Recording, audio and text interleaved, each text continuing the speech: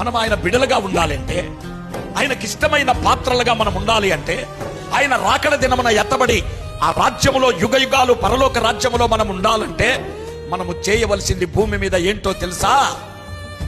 మన సిలువను ఎత్తుకోవాలి. ఒక్కొక్కరు నా సిలువ నేను ఎత్తుకోవాలి, ఆయన సిలువ ఆయన ఎత్తుకోవాలి, మీ సిలువలు మీరు ఎత్తుకోవాలి. ఉందా సిలువ? ఉందా? ఉందా? కొంతమంది మెడలో వేసుకొని తిరుగుతుంటారు, కొంతమంది పచ్చబొడి చూపించుకుంటారు సిలువ,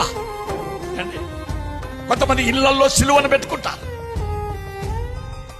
నా ప్రియమైన దేవుని బిడ్డలారా, అది కాదు ప్రభు చెప్పింది. నా సిలువను మీరు మోయాలి. మోయడానికి ఎంతమంది ఇష్టపడుతున్నారు? ఎంతమంది ఇష్టపడుతున్నారు? దేవునికి స్తోత్రం.